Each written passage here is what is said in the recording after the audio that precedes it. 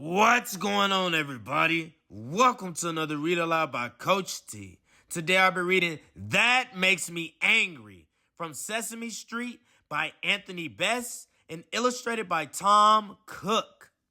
One morning, Ernie looked out the window and wondered what to do that day. Bert was settled into a chair with his new book, Famous Pigeons. Ernie watched some leaves and bits of paper dancing and swirling along Sesame Street. "Bert," he said suddenly, "guess what?" Then instead of letting Bert guess, he told him, "It's windy, Bert. It's a good day to go to the park and fly a kite." "That's nice, Ernie," said Bert. He was enjoying his book.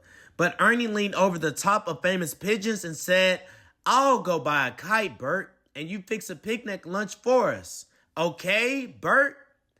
It wasn't okay with Bert, not at first. He wasn't fond of picnics on windy days. He was happy sitting and reading. But he began to think what fun it would be to watch a kite swoop and glide high in the air while he and Ernie held on tightly to the string and munched sandwiches and apples.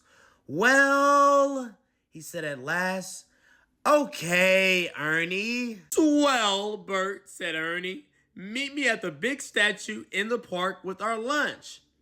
"All right, Ernie. The big statue is—" Bert was going to say fine, but Ernie had already slammed the door and was on his way. I'll take the orange one.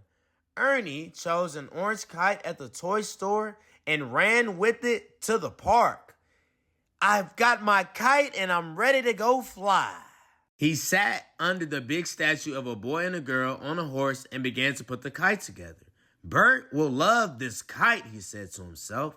"Orange is his favorite color." Meanwhile, Bert made 2 peanut butter and banana sandwiches, Ernie's favorite. He put them in his lunchbox with 2 apples and 2 cartons of milk and set off to meet Ernie in the park. He sat down under the big statue of Mother Goose. "I hope Ernie gets here soon with the kite," he thought. But Ernie didn't get there soon. He was sitting beside the big statue of a boy and a girl on a horse, waiting for Bert. "Where is my old buddy Bert?" he wondered. "He should have been here by now." Before long, Bert was wondering the same thing about Ernie.